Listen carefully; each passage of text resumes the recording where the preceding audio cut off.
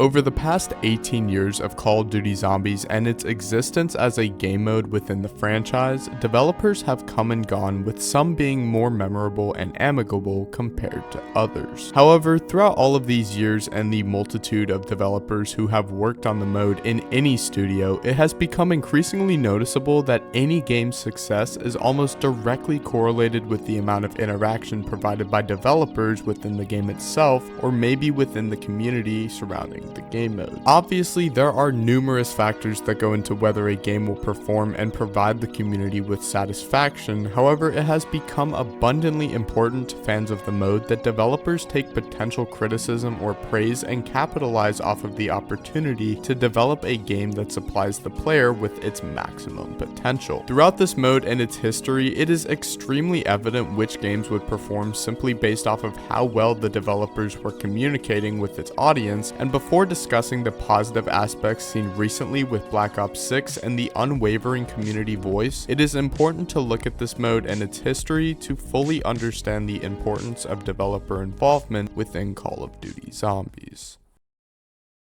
As with any video game that has been successful at any point during its life cycle, Call of Duty Zombies has seen a variety of wildly unique developers that each had their own visions on zombies that would steer both the gameplay and story of the game itself. While there have been developers that have been fired or those who have just mysteriously disappeared, the history of who they were as lead directors will always remain within the unforgiving past of the internet. However, looking at every single Zombies mode within every game would be extremely laborious and slightly time wasting, so I would like to discuss the games that clearly were either failures or successes based off of the amount of community interaction present within the game mode. When thinking about community involvement and the success of any specific game mode, there is no other game in the franchise that I would think of other than Call of Duty Black Ops 3. The developer at the time of this game's inception was named Jason Blundell, who has been a name you have most likely heard of if you have ever played or watched any of the older games within the franchise, as he debatably initiated the golden age of zombies and maintained it for many years. However, Blundell did not earn his reputation by simply making good maps that were extremely memorable and unique, but rather he was very vocal and close with many in the community at the time of his career at Treyarch. Although his community interaction was extremely heightened during the time of Black Ops 3, his early days of his career were somewhat tainted with Black Ops 2. During the life cycle of Black Ops 2, a significant event was ongoing that had never been seen up to the point of Zombies as a game mode, as two developers were essentially competing for the lead role in the Zombies game mode, with one of the developers being Jason Blundell. The other developer, Jimmy Zielinski, who was the lead developer for Black Ops 1 and the map scene within that game, was going on a negative streak of maps that were hated by the community, with the disastrous start of Black Ops 2 with Transit and Die Rise. With the release of Mob of the Dead following the catastrophic beginning to Black Ops 2 Zombies, Jason Blundell finally began to become a figure within the community that was praised for the revival of zombies at the time. With the release of the conclusion to the Black Ops 2 DLC Origins, Jason had grown enough confidence within his abilities to expand his career and focus to not just provide game development, but events within the community as well. Jason Blundell would host interviews at events such as Gamescom with prominent figures within the community, notably YouTubers named Mr. Dalek JD and Mr. Waffle Waffles, discussing the upcoming release of Black Ops 3 and what they were potentially anticipating. This community interaction would continue and significantly increase as time passed, as interviews with a multitude of other creators would be held discussing what they enjoyed about the game and what they wish they could see in the future to maximize the potential of the game. However, the largest example of this could be seen with one of the biggest events in Zombies history, the release of Zombies Chronicles. You see, Zombies Chronicles was not just a DLC that was announced on a Twitter page, a blog, or even a trailer, but rather Jason Blundell took the time to visit a member of the community, JC Backfire, at his own dorm to announce the DLC for the first time. As the community were asking for a DLC like this to be present, this was a sign that Zombies was extremely healthy, as Jason had the confidence to essentially go to anybody and have interviews to discuss fixes and potential ideas for the future. However, after this seemingly golden age of Black Ops 3 and the community interaction that had not been present before in Black Ops 2 or Black Ops 1, Jason Blundell's community involvement and healthy relationship with the community started to slightly fade when moving towards the release of Black Ops 4. You see, for the months leading up to Black Ops 4, Jason had been extremely vocal with the Zombies community in what was to come, with the interviews and events increasing over time to portray what he had to offer with the new experience. However, something extremely strange happened with the release of Black Ops 4, as with the game and its launch, the community was extremely unhappy with how it turned out compared to how it was being advertised months earlier. Instead of addressing these issues directly and holding interviews to see what could potentially be improved, however, Jason Blundell seemingly almost completely went radio silent, only hosting a couple of interviews and discussions to see what people thought of the game and to provide knowledge of the behind-the-scenes work of development. Black Ops 4 Zombies would then crash and burn to become what the game was known as for a multitude of years, and eventually Jason Blundell would be fired as the lead developer of the game. Just a quick side note, but I do not believe that Black Ops 4 is a bad game whatsoever. I think it is extremely unique, and I firmly believe that if Jason had talked people through the new ways that Zombies was moving towards, this game could have been seen in a more positive light. With Black Ops 3 and Black Ops 4, it is extremely clear to see the differences in success and why they each were individually viewed, as the developer involvements within these games are abundantly different. However, Black Ops 3 is not the only example of success within community involvement, as we can see bits and pieces of this game's success with Infinite Warfare Zombies. Although not a Treyarch title, Infinite Warfare Zombies was significantly popular after the end of Black Ops 3 and provided players with a fantastic Zombies experience that takes criticisms from previous games and implements them into a Infinity Ward Zombies game. Features that still haven't been seen in Treyarch Zombies to this day, such as the ability to refund perks or the Fate and Fortune card system, are all improvements of ideas expressed by fans of Treyarch Zombies. The lead developer of this mode, Lee Ross, was additionally very present within interviews with community members at events, allowing for YouTubers and other creators to feed ideas that could allow the game to flourish. Additionally, Lee would host live streams on the launch day of the game, playing the game with the celebrity cast member of the map, such as Kevin Smith with Rave in the Redwoods. While Infinite Warfare Zombies was not necessarily a success at the time and still isn't the most praised Zombies mode, the game clearly had attempts to appeal to community ideologies that were present within discussions and interviews that were held by Lee and his developing team. With the history of developer interactions with the community aside, let us set our eyes on what is currently happening within Call of Duty Black Ops 6. A couple of days ago, Treyarch announced that changes to both the HUD and Liberty Falls as a map would be added to the game, which was extremely surprising to see, as we did not get the same community interaction with the previous Zombies title, Modern Warfare 3 Zombies. This is an extreme breath of fresh air, as while the changes are arguably not really all that significant in the grand scheme of things, this action just represents that Call of Duty is actually listening to their fans for the first time in what seems like years. I will say that the changes to Liberty Falls are so minor that it is hardly noticeable. However, they obviously cannot make any major changes, as of the time of this announcement, we are only like a week away from the release of the full game. With this developer support being offered, I am extremely excited to see where Call of Duty Black Ops 6 will take us, as we have already seen significant involvement with interviews with Mr. Dalek JD on the COD pod. Community involvement is extremely important for the success of any given Zombies game, and I cannot wait to see where the developer of this game, Kevin Drew, can take us narratively and physically. But with that being said, do you guys agree with this whole developer involvement thing? Let me know, and I will see you guys in the next one. Peace.